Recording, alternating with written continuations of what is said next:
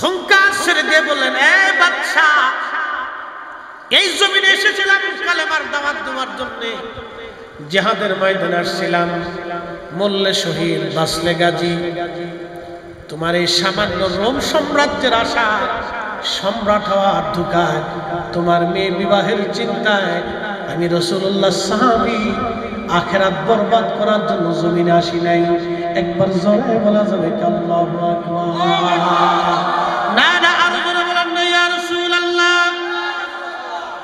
তার মানে বোঝা গেল সাহাবী তো সাহাবী, সেদিন এত বড় সাম্রাজ্যের কাছে একজন সাহাবী মাথা নত করে নাই, আর আজকে পুরো একটা ছোট্ট ইসরায়েলের কাছে আরব দেশের রাজারা মাথা নত করে আছে।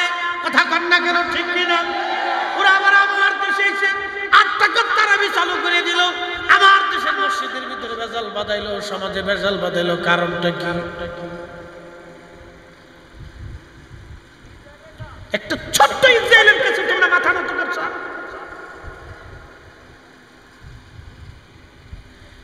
একটা ইহুদি জাতির কাছে তোরা পুরা আরব জাতি মাথা নত করে রইলে কারণটা কি? আবার তোমরাই আমার দেশে এসে সহিহ আকীদার কথা বলে যাচ্ছ। ঈমান আকীদা কি শাহজালাল রাহমাতুল্লাহ আলাইহি জানতেন না? দিন কি খাজা বাবা আজমিরি জানতেন না? শাহজালাল ইয়ামানি মুজাররিদি যদি বুকে হাত বেঁধে নামাজ পড়তেন, বাংলাদেশের কোনো বাপের বেটার সাহস ছিল না নাভির নিচে হাত বেঁধে নামাজ পড়বে। উনি নাভির নিচে হাত বেঁধে নামাজ পড়েছেন বিদায় এদেশের 18 কোটি মুসলমান নাভির নিচে হাত বেঁধে নামাজ পড়ে। কথা কর না কেন, ঠিক কিনা? আপনাকে বুঝে কবরে যেতে হবে, যেতেই হবে আদত কথা, আপনাকে বুঝে তারপরে কবরে যেতে হবে। রাসূল কারীমের সাহাবী হুঙ্কার ছেড়ে ডাক দিয়ে বললেন, রোম সম্রাট, আমি রাসূলুল্লাহর সাহাবী, জীবন চলে গেলেও তোমার এই প্রস্তাবে আমি কখনো রাজি হব না। আপনি ফিলিস্তিনের গাজার ছোট্ট বাচ্চার দিকে তাকান, মা নাই বাবা নাই। সাংবাদিক জিজ্ঞেস করলো, তুমি কেমন আছো? বলে আলহামদুলিল্লাহ।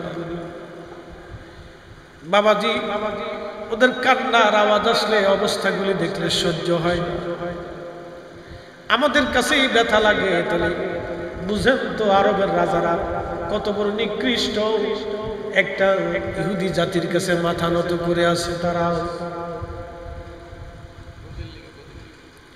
শুধু ক্ষমতার মসনদের জন্য মাথা নত করে আছে, কিন্তু ফিলিস্তিনের ছোট্ট বাচ্চাকে জিজ্ঞেস করার পরে বলে, হাসবুনাল্লাহু নি'মাল ওয়াকিল, নি'মাল মাওলা ওয়া নি'মান নাসীর। কোথায় সেই মুসলমান আজ হারিয়ে গেল?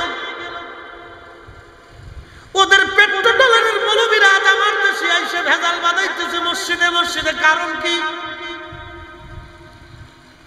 আমি তো 1450 বছর ধরে হকের উপরে আছি, আমি তো রাসূলের তরিকায় নামাজ পড়ি, সাহাবীদের তরিকায় নামাজ পড়ি, ওলিদের তরিকায় নামাজ পড়ি, আমি তো সঠিক বিশ্বাস ঈমান মানহাজের উপর প্রতিষ্ঠিত আছি।